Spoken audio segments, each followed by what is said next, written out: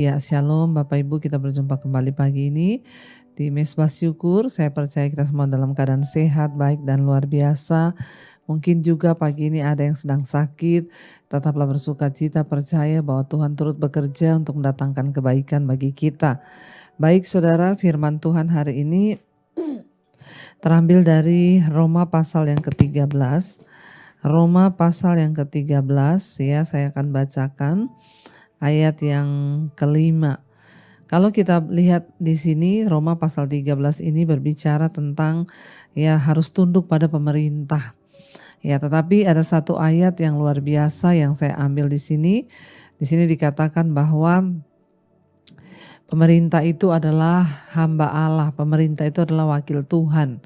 Ya, dan dia ada untuk kebaikanmu kata di sana, tapi jika engkau berbuat jahat takutlah akan dia. Ya, karena tidak percuma pemerintah itu menyandang pedang.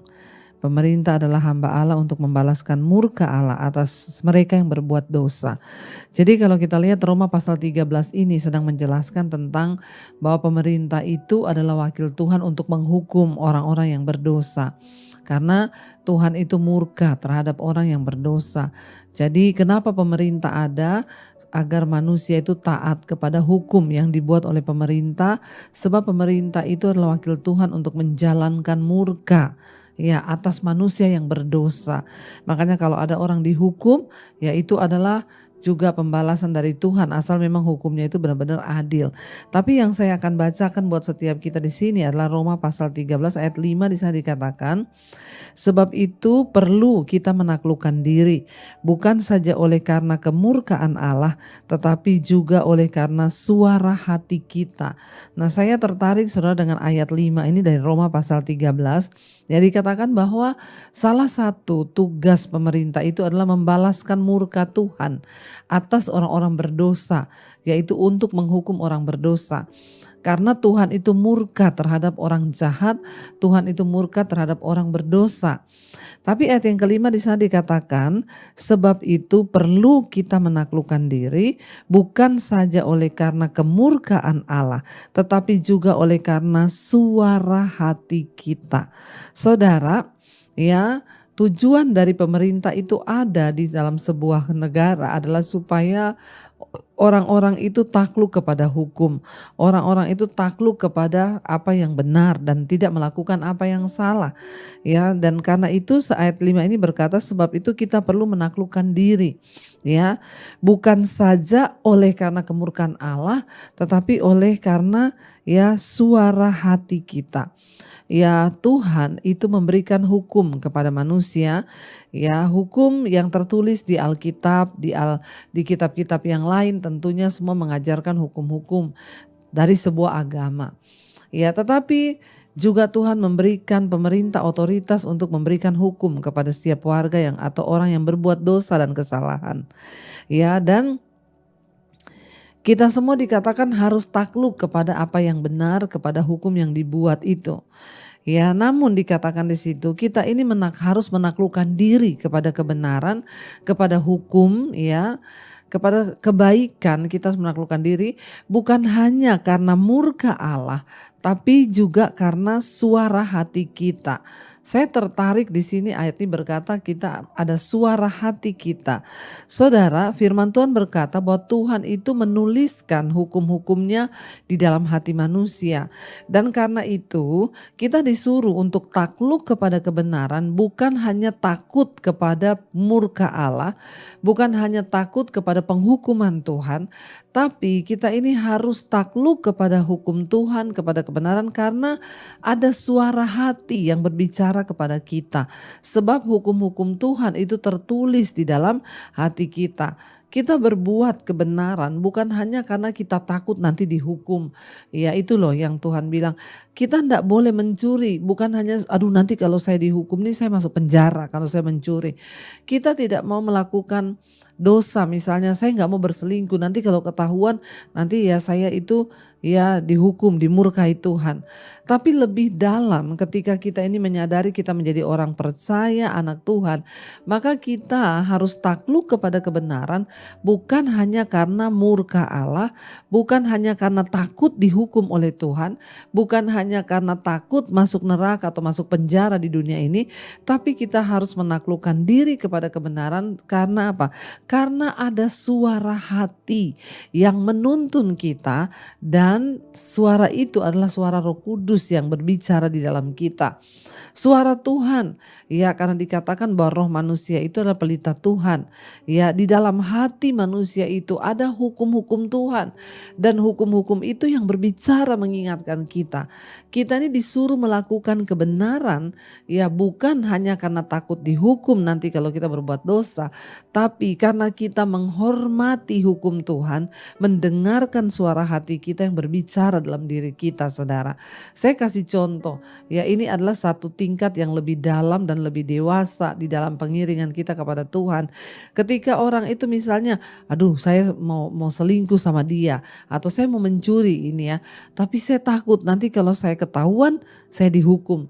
Itu berarti saudara melakukan atau takluk kepada kebenaran hanya karena takut akan hukuman. Tetapi kalau kita melakukannya karena mendengar suara hati, misalnya ya, kita tidak boleh berbuat jahat karena itu menyakiti hati Tuhan.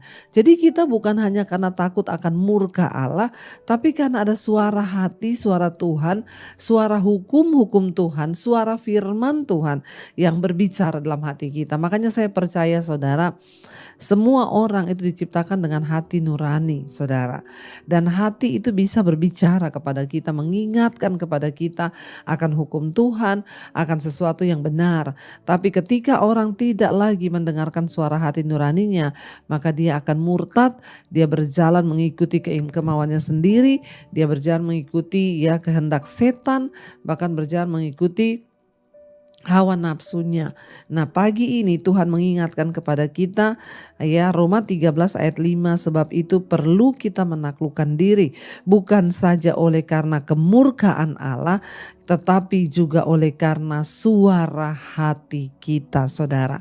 Mari kita semua berdoa, ya, biar kita punya kepekaan, Roh Kudus terus berbicara di hati kita dan kita mendengar tuntunan itu.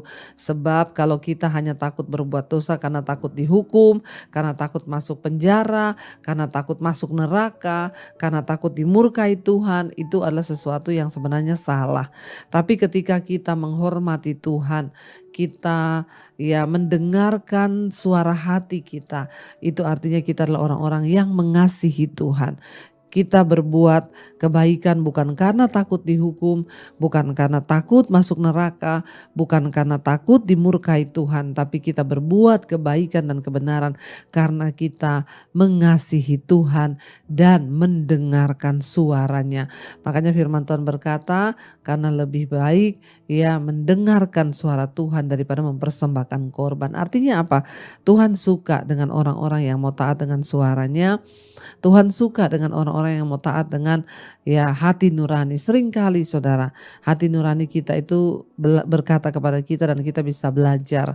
Ya, dan saya berdoa setiap kita memiliki kepekaan di dalam Tuhan, ya, biar Tuhan jamah hati kita dan kita juga bisa mendengarkan suara hati kita untuk berjalan kepada kebenaran. Kita terus buka hati bagi Tuhan agar iman dan hidup kita dibenarkan oleh Tuhan. Kita tundukkan kepala, kita renungkan firman ini.